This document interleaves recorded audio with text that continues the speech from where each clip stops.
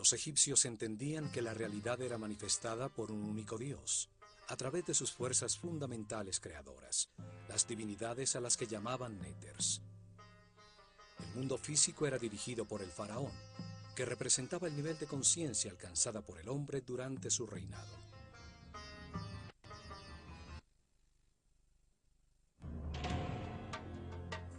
El faraón era la encarnación del Ka real, un mismo espíritu que evolucionaba reencarnando de faraón en faraón. Esto lo convertía en una divinidad intermedia entre el hombre y Dios, encargado de conservar y perfeccionar el orden en el mundo físico egipcio. Su universo espiritual era guiado por el hierofante, el sumo sacerdote de la escuela de misterio de El Ojo de Horus, el primer servidor de Dios, Gen-Neter-Tepi, el gran vidente.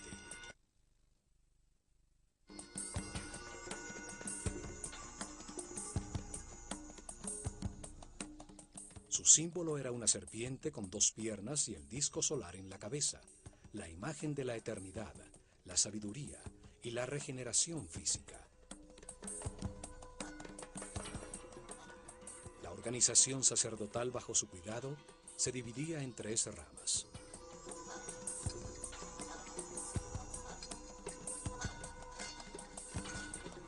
La primera se encargaba del conocimiento verificado. Era dirigida por el más sabio de los sacerdotes. La segunda rama se encargaba del arte y los rituales. La tercera rama era la encargada de la administración de los templos.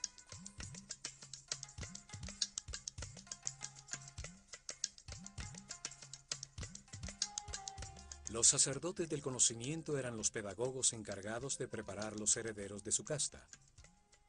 Ellos transmitían las verdades heredadas desde los orígenes de la escuela de misterios en la desaparecida civilización atlante. Verdades ya verificadas sobre el funcionamiento del universo. El conocimiento en el mundo egipcio era transmitido exclusivamente a los iniciados de la escuela, que demostraban con pruebas y actitudes ante la vida que podían recibir la sabiduría y no hacer mal uso de ella. La revelación es el verbo. Eran llamados Hri Habet, o sacerdotes del conocimiento. Ellos enseñaban el lenguaje simbólico, la escritura, las matemáticas, la astronomía y el control de las fuerzas fundamentales. A esta rama pertenecían los Kabirim, los medidores del cielo, que registraban en todos los templos la bóveda celeste, fijando a través de las estrellas el momento exacto de los rituales diarios, de los festivales anuales, el cambio que anunciaba el final de una era y el comienzo de otra.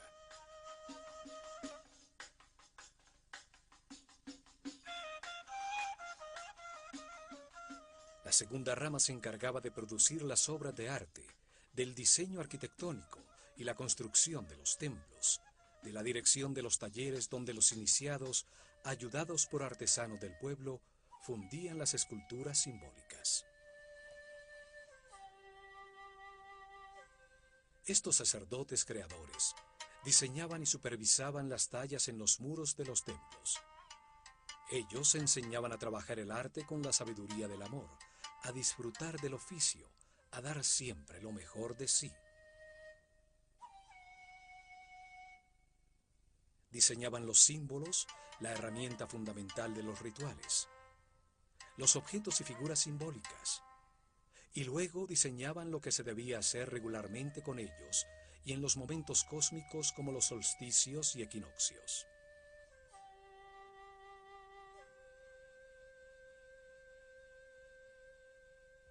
Diseñaban los rituales, lo que debía percibirse a través de las sensaciones en un recorrido espacial sin intervención de la razón. Las acciones necesarias para producir seguridad en el pueblo y generar una energía especial en los participantes.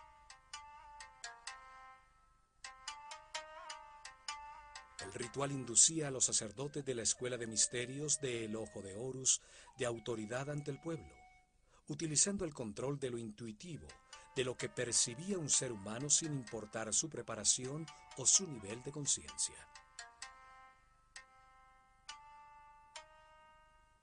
Diseñaron cuidadosamente qué percibían los participantes, los sonidos, las palabras, los olores asociados como el incienso, sus cabezas rapadas y sus blancos vestidos que denotaban limpieza, los collares de flores y las barcas doradas en las que cargaban los símbolos de su relación con Dios.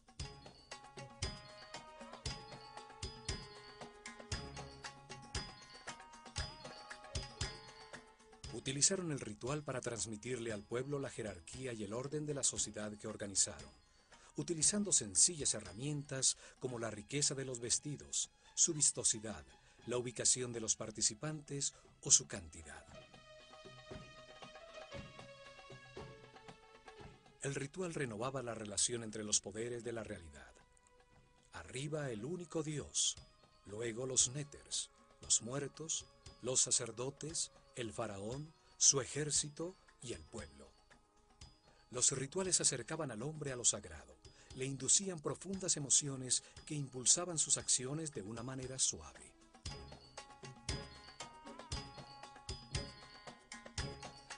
La tercera rama administraba el día a día en todos los templos.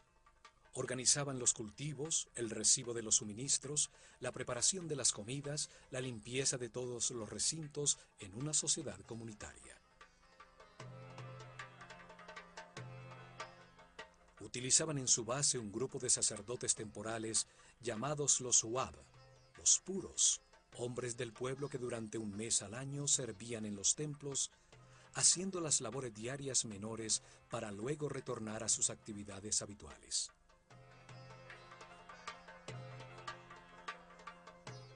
Unos vivían en el campo, cultivando los terrenos cedidos por el templo, alrededor de sus muros exteriores, y acudían al amanecer a realizar los ritos de purificación para entrar al templo y continuar con sus oficios del día.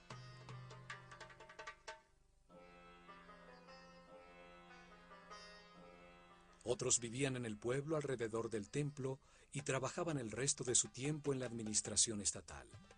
Carpinteros, obreros y albañiles reparaban y ampliaban al templo siguiendo esta modalidad de trabajo temporal rotativo. Este sistema de rotación permitía que muchos miembros de su sociedad participaran en los ritos y cultos desde el interior mismo del templo, y así entender al pueblo que los trabajos comunales los beneficiaban a todos. Las tres ramas convergían en los templos, los sitios donde se organizaba el orden, el Ma'at, la búsqueda del equilibrio armónico temporal. Allí el hombre se sumerge en el espacio sagrado orientado al cosmos, registrando su permanente movimiento.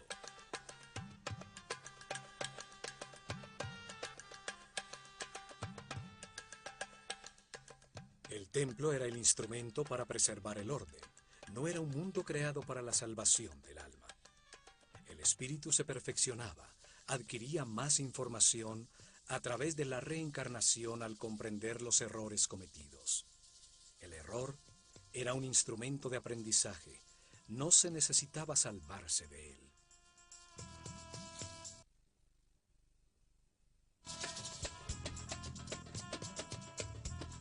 El templo era el sitio donde se encontraban las dos fuerzas fundamentales, la fuerza del caos y la fuerza del orden. Allí se lograba el equilibrio necesario, la armonía que conduce al perfeccionamiento de todos los individuos de su sociedad.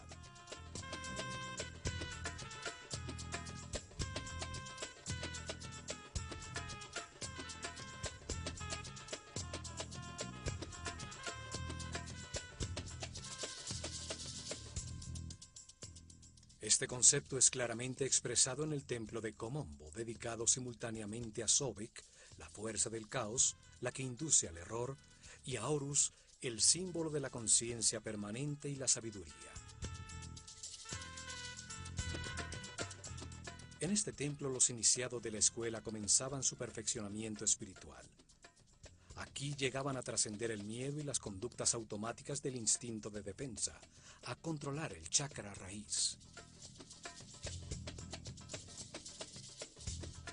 En este templo les enseñaban la existencia de la ley de la naturaleza, unos códigos divinos que producen una reacción automática para defender la vida, necesarios cuando se está en la animalidad, pero que hay que controlar para acceder a los niveles superiores de comprensión. No se puede ser sabio teniendo una serie de conductas automáticas o reacciones agresivas descontroladas que le hacen daño a las relaciones que mantenemos con todo el mundo.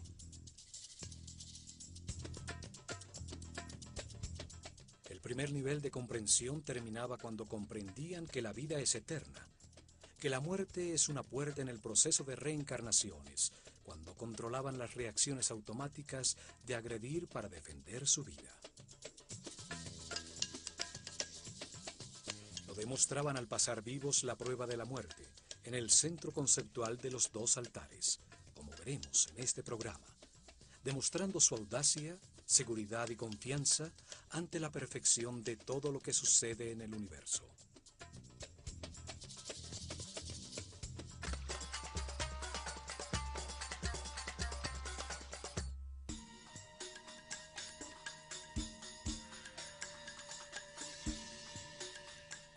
El templo de Komombo estaba dedicado a dar gracias por la dualidad existente en el universo que permite al hombre equivocarse y sus decisiones, para producir comprensión y perfeccionamiento espiritual. Por eso estaba dedicado a dos fuerzas opuestas, representadas por Sobek, la figura simbólica de un hombre con cabeza de cocodrilo, y Horus, un hombre con cabeza de halcón, el ignorante y el sabio, el inocente y el que todo lo ha aprendido de tanto equivocarse a lo largo de 700 reencarnaciones.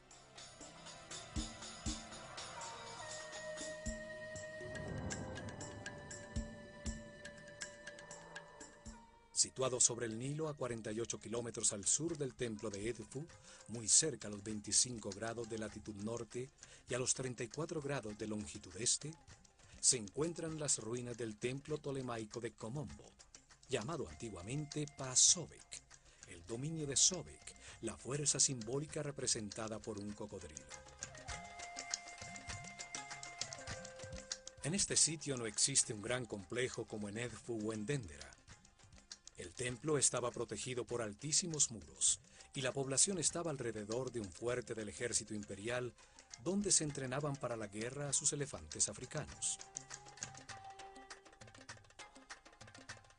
Allí, desde tiempos muy antiguos, a un lado del desaparecido fuerte, existió un templo dedicado a honrar la polaridad, la dualidad de todo en este mundo. Durante las dinastías tolemaicas, el templo fue reconstruido y son sus ruinas las que llegan hasta nuestro tiempo. Komombo estaba orientado 43.5 grados al sureste, hacia la estrella Alfa Centauri, una estrella de la bóveda sur que anunciaba la salida del sol en el equinoccio de otoño. El templo, dividido por toda la mitad, estaba dedicado por igual a Sobek y a Horus, los dos extremos del camino de perfeccionamiento. Sobek al comienzo del camino, la ignorancia y la animalidad. Horus al final del mismo, la conciencia permanente y el fin de la rueda de reencarnaciones.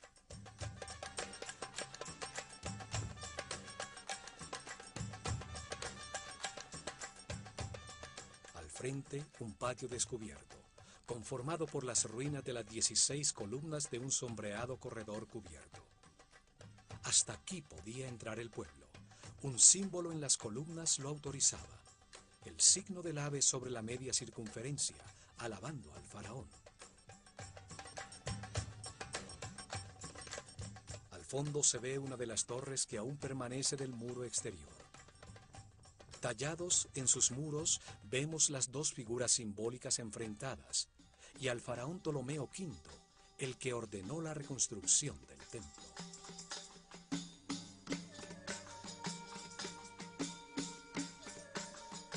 La fachada principal tiene dos accesos simétricos, sobre los cuales el decorado dintel muestra el doble disco alado, rodeado de las serpientes que simbolizan la luz en medio de la dualidad.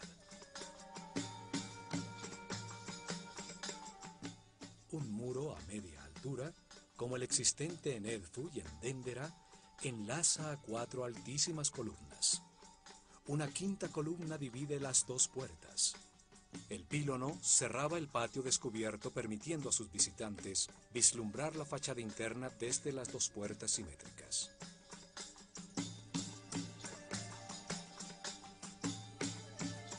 El patio del peristilo era más pequeño que el del templo de Edfu. En la sombra de sus desaparecidos corredores se refugiaban del sol los iniciados de la escuela de misterios.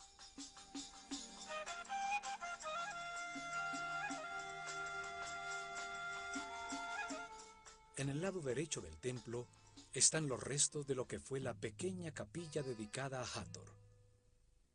En su interior se conservan los restos momificados de algunos de los cocodrilos que eran mantenidos también en un laberinto de túneles llenos de agua bajo el templo.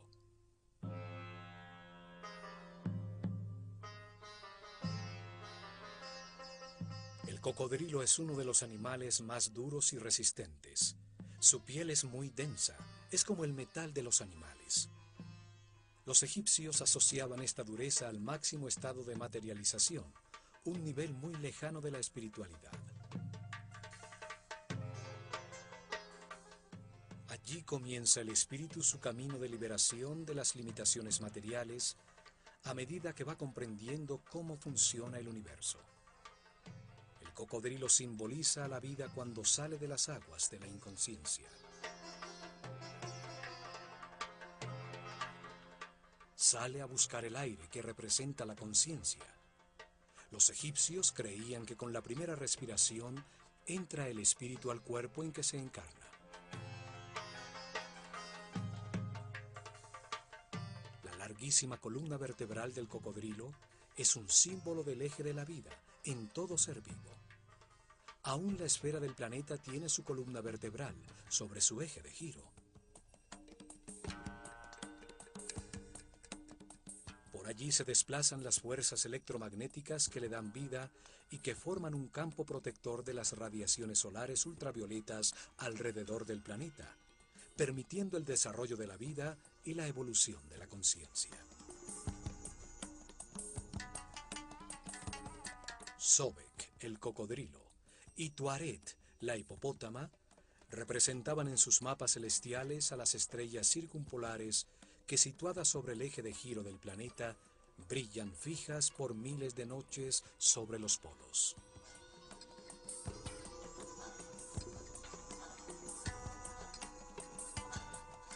Los 2 animales se mantienen sumergidos en las aguas, reinan en la oscuridad, saliendo ocasionalmente a la superficie en busca de aire para respirar.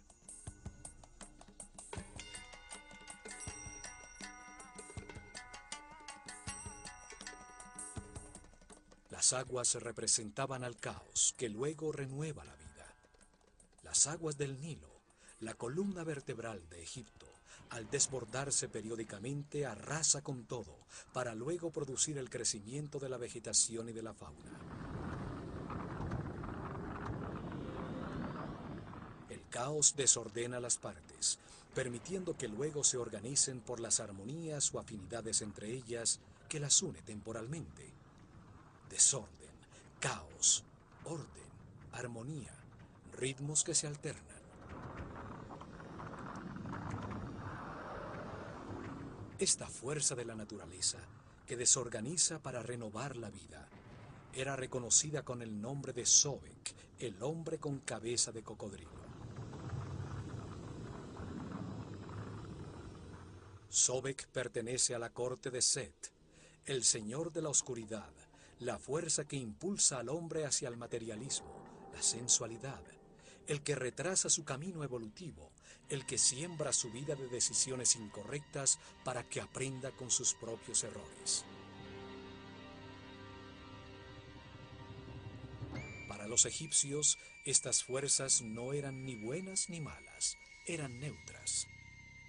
Fueron diseñadas por Dios para permitir el error y el sufrimiento que producen comprensiones en el hombre, llevándolo a la inmortalidad y a la conciencia permanente. El simétrico templo está dividido exactamente por la mitad. lado derecho hacia el este está dedicado a Sobek, el lado izquierdo hacia el oeste a Horus, el comienzo y el final del camino evolutivo de la conciencia. Horus, el hombre con cabeza de halcón, sobre la que se posa un disco dorado, era el símbolo de la conciencia permanente. Representa un hombre que todo lo ha aprendido en esta escala de la realidad, un ser inmortal ascendido en las jerarquías del universo.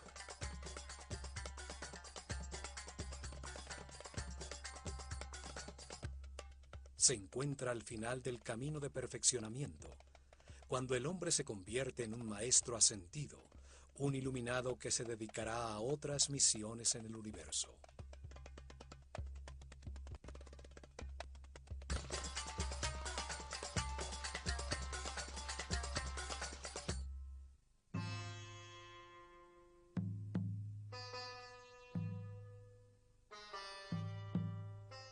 El faraón Ptolomeo VI inició la reconstrucción del antiquísimo templo y su decoración interior fue terminada bajo Ptolomeo XII, cuando la civilización egipcia estaba desapareciendo.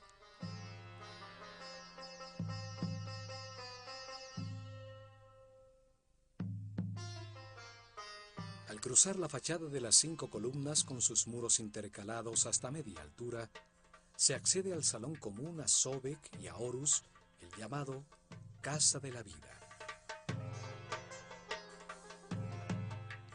Es un mundo simbólico, allí donde los iniciados recibían enseñanza y producían sus artes y escrituras. Interactúan las dos fuerzas opuestas. 10 altísimas columnas con capiteles florales sostenían el más alto techo del templo. Aquí los iniciados escucharon de sus maestros que para avanzar en el camino espiritual se requiere construirse una voluntad inquebrantable. Hay que querer hacerlo de manera consciente. Las primeras lecciones y ejercicios estaban destinados a lograr hombres de templanza. Una estricta disciplina era necesaria para estudiar, para controlar los miedos, para dominar las pasiones. Poder hacer y abstenerse es doble poder.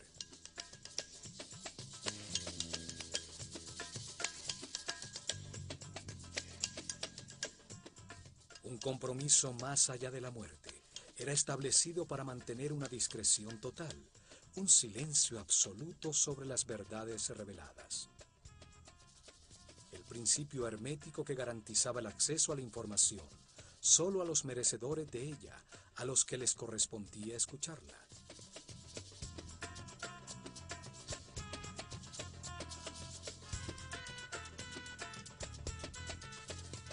Se les revelaba que cuando aún no existe la conciencia y el libre albedrío, se necesitan los instintos, las conductas y reacciones automáticas. La ley de la naturaleza codifica esas reacciones en todos los animales para defender y generar la vida.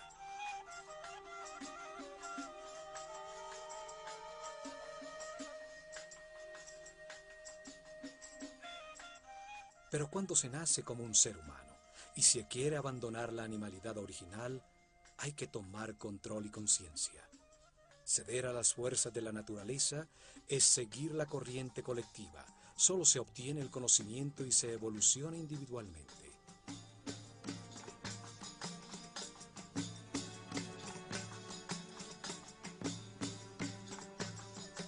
En la penumbra de este salón, aparecían desde sus respectivos santuarios relucientes las figuras doradas de Sobek y Horus, a la vista de los iniciados, para iniciar las procesiones en los festivales, en los solsticios y equinoccios.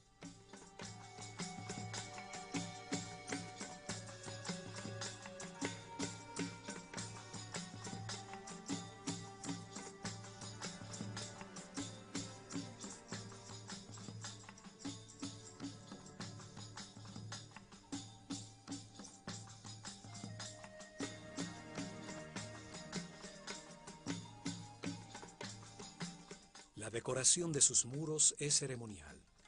El faraón es bendecido por Sekhmet y Horus del lado derecho, y por Isis y Tod del lado izquierdo.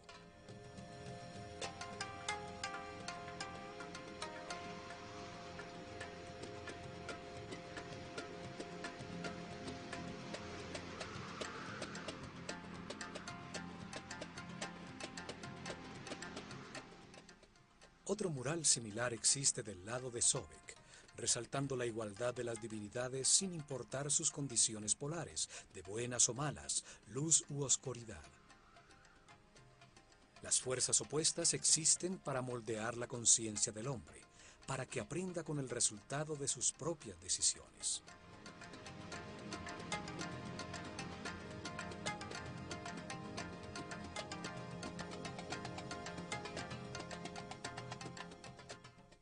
Inmediatamente después se llega a un espacio transversal donde se encuentra el salón de las purificaciones y el salón del almacenamiento de las ofrendas del lado de Horus.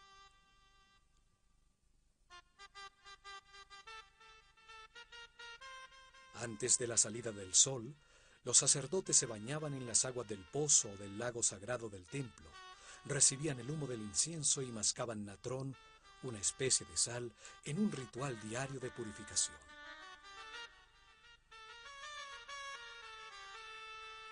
Los baños purificadores se repetían al mediodía y por la noche. Todos estaban circuncidados, una costumbre que luego adoptaron los judíos. Vestían siempre de lino blanco. No se les permitía usar vestidos que utilizaran pieles o partes de animales muertos como el cuero o la lana. La excepción era la piel de leopardo, que utilizaban los altos sacerdotes, los zen, sobre los hombros, y el pelo trenzado a un lado de la cabeza como una marca de su condición.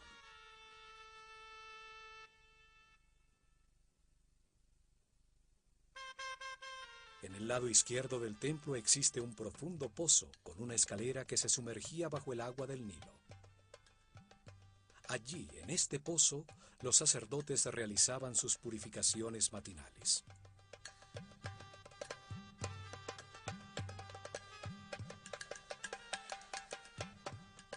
Una apertura superior permitía que el agua llenara un pequeño acueducto que mantenía con agua una pileta no muy profunda en el lado izquierdo del templo, donde los cocodrilos consagrados a Sobek retosaban.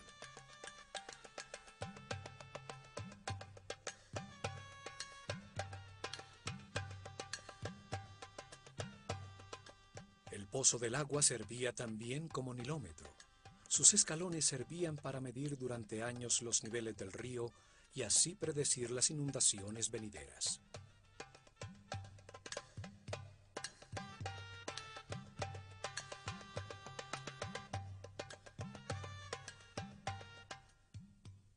En los muros de Komombo quedaron los registros de los festivales anuales que se realizaban en todos los templos de Egipto.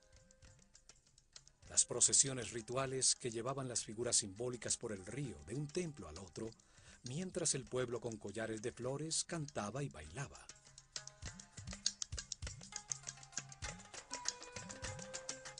A continuación encontramos el corredor de las escaleras que conducen a la azotea del templo. El esquema es igual al de los templos de Dendera y Edfu. Una escalera caracol a un lado y la recta escalera dentro del muro en el otro.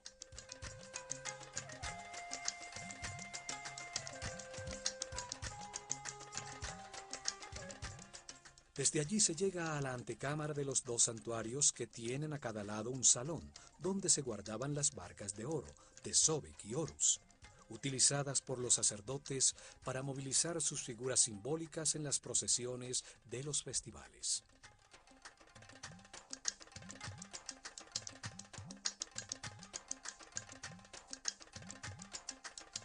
Aquí existe un bajo relieve mural donde aparece Ptolomeo con su esposa Cleopatra en la presencia de Horus y Sobek.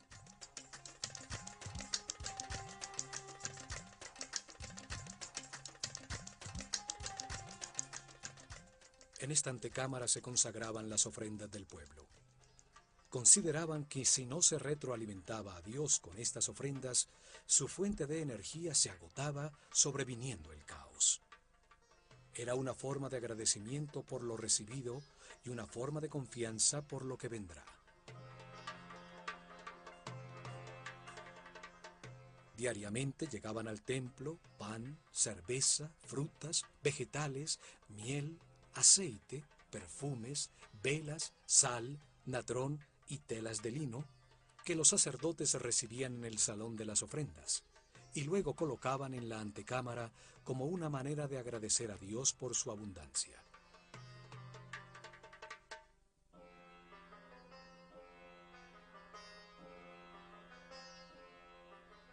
El pueblo acudía con una parte de la producción de las tierras que explotaban, propiedad del templo, y el templo entregaba a cambio estabilidad, prosperidad, salud, gozo, vida y orden.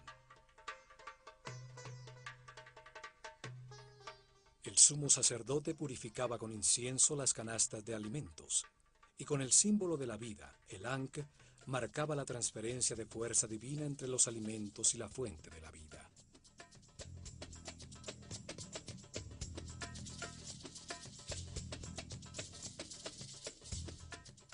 Una vez consagradas las canastas con los alimentos, eran llevadas al exterior de la casa de la vida, al patio de los peristilos, donde se distribuía entre todos los habitantes del complejo religioso. Y por fin, en lo más profundo del templo, se llega a los dos santuarios, donde se encontraban los tronos que albergaban las figuras que simbolizaban los dos extremos del camino de perfeccionamiento. Los rayos del sol daban la oscuridad, permitiendo al sumo sacerdote del misticismo abrir las puertas del santuario y prender incienso en su interior. Rompía los sellos de óleo en las puertas del naos, haciendo que el símbolo divino apareciera para postrarse ante él y besar la tierra que lo sostiene. Afuera, en la penumbra del salón de las apariciones, los discípulos cantaban himnos religiosos y se ungían con mirra, aceites, linazas y canela, comenzando la primera meditación del día. En el interior del templo, los asistentes del sumo sacerdote organizaban la arena del piso, barriendo las huellas de los pies, cerrando tras de sí las puertas que desde el salón de las escaleras conducía a la antecámara hasta la siguiente mañana.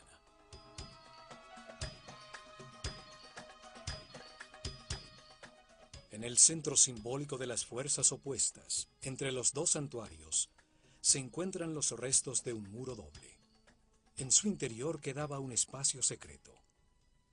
Al lado derecho de este espacio se encontraba el santuario de la luz, y al lado izquierdo el de la oscuridad.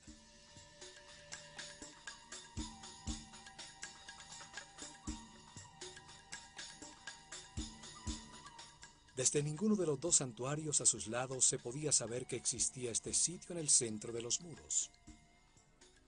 En este espacio mantenido lleno de agua hasta su parte superior, con acceso desde la azotea del templo, era donde los iniciados tenían que pasar la prueba de la muerte. Durante meses los iniciados recibieron información sobre los 4 miedos básicos: el miedo a perder, el miedo a enfrentar, el miedo al abandono y el miedo a la muerte. Entendieron que el miedo produce una reacción psicosomática, una reacción neurohormonal automática. Esta reacción se manifiesta en un desasosiego, un aumento de la frecuencia cardíaca y de la respiración. Se bloquea la razón y se produce un deseo de agredir o de huir. Todas reacciones automáticas descontroladas que producen una pérdida de la paz interior y de la energía vital.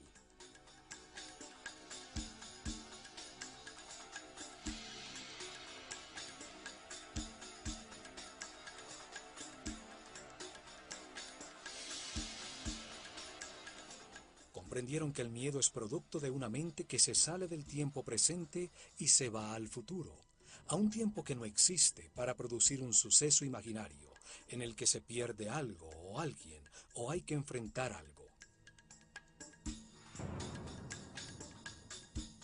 Aprendieron a disciplinar la mente de manera voluntaria y consciente, dirigiéndola con pensamientos seleccionados.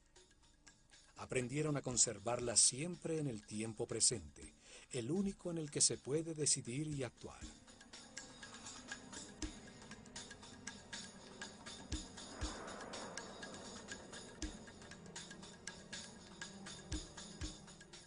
Se entrenaron para mantener pensamientos de satisfacción. Comprendieron que todo lo que sucede es perfecto y necesario para su propia evolución, que si les sucede es porque les corresponde. Así aprendieron a evitar los pensamientos negativos, a confiar en el universo, a mantenerse en paz y armonía.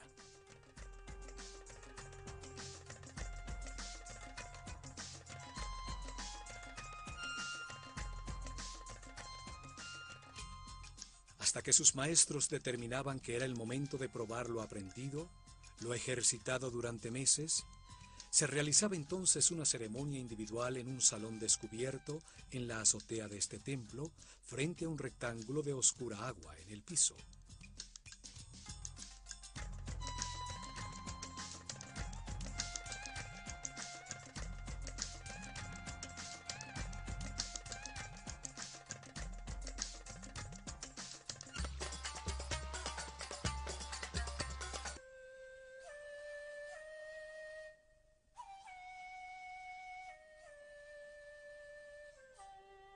Al comenzar el día, después del baño de purificación, el discípulo y su maestro ascendían por la recta escalera hasta la azotea, llegando al descubierto salón de las ceremonias frente a un rectángulo de agua en el piso.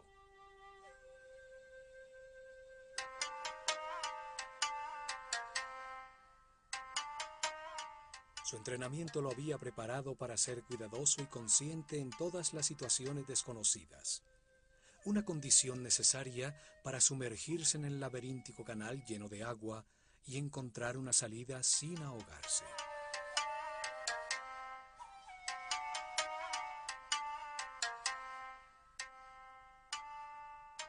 Había llegado la hora de demostrar su compromiso temerario, para llegar o morir.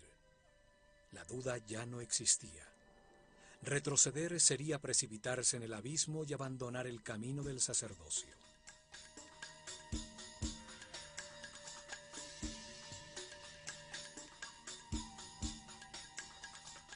Con una bocanada de aire, el símbolo del espíritu y de la conciencia se sumergían en una especie de túnel vertical con salientes como de laberinto que estrechaban el paso. Con decisión nadaban verticalmente hasta el fondo, atravesando la apertura hacia el resplandor de luz.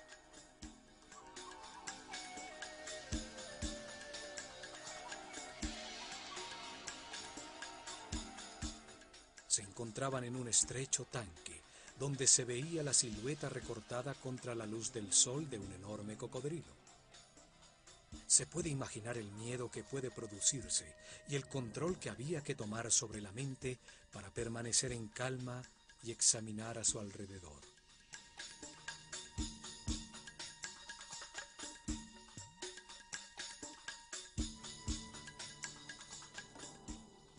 Solo así podía ver que en el fondo del tanque había una puerta muy oscura. Convencido que era más prudente eludir los cocodrilos, con fuerza se introduciría en el estrecho túnel. Muchas brazadas, y mientras el tiempo llegaría a un tubo vertical. Arriba brillaba también el sol. Ya más tranquilo, llegaba a la superficie habiendo pasado la prueba con éxito.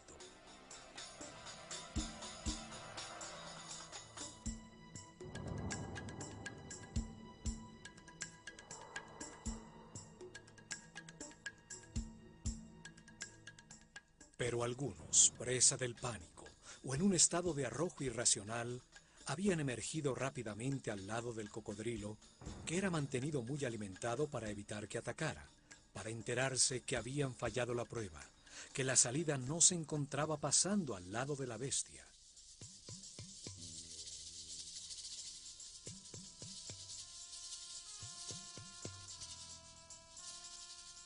Deberían someterse a más tiempo de meditación y entrenamiento, ejercicios respiratorios para volver a enfrentarse a esta ceremonia, esta vez sabiendo que en el otro lado habría un cocodrilo esperándolo.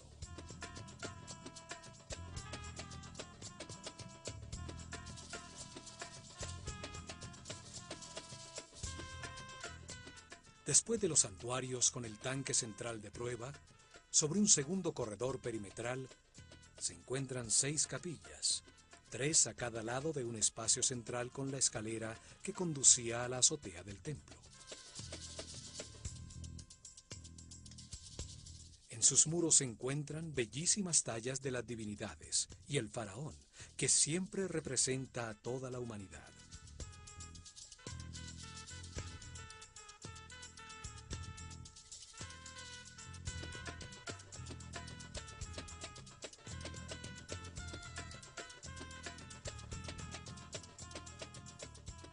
En este corredor perimetral se encuentra la famosa escena donde el emperador Trajano se arrodilla ante Imhotep, el arquitecto de Saqqara, quien presenta una serie de instrumentos quirúrgicos, curetas, forceps, sierras quirúrgicas y escalas farmacéuticas.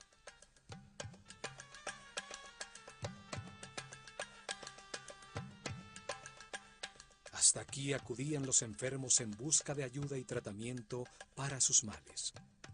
Muchas de las figuras talladas presentan una muestra de su fervor, pues el roce de miles de manos sobre sus formas sagradas gastaron la roca.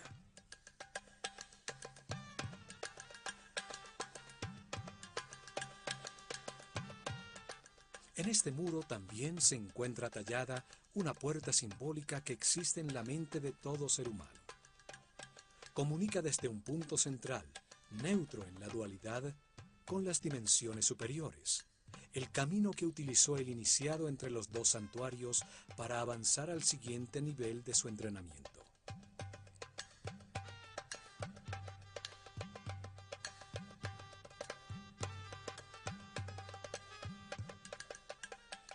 Al lado izquierdo se encuentra Sobek, con una vara rematada por la figura de un león, el más perfecto de los animales, y a la derecha Horus, con un cuchillo con piernas humanas, símbolo del camino de sufrimiento y autocontrol de todo ser humano para llegar a la condición de maestro ascendido.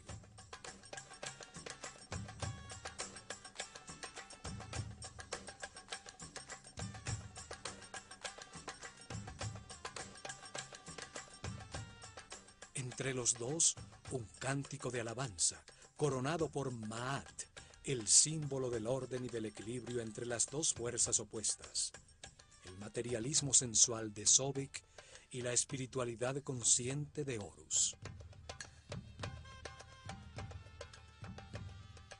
Maat, el orden, sostiene el cielo, y a su alrededor se encuentran las figuras repetidas sobre sí mismas que simbolizan el movimiento de los 4 vientos, el león, el halcón, el toro y la serpiente de muchas cabezas, las fuerzas del destino al que está sometido todo hombre.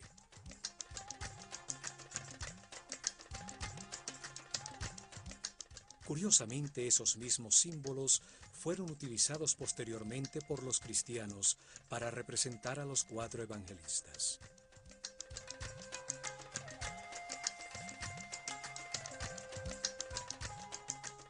El diseño simbólico de este templo, dividido simétricamente entre la luz y la oscuridad, donde los iniciados demostraban el control de su miedo a la muerte al atravesar por un punto centro, neutro, en medio de la polaridad, deja muchas enseñanzas.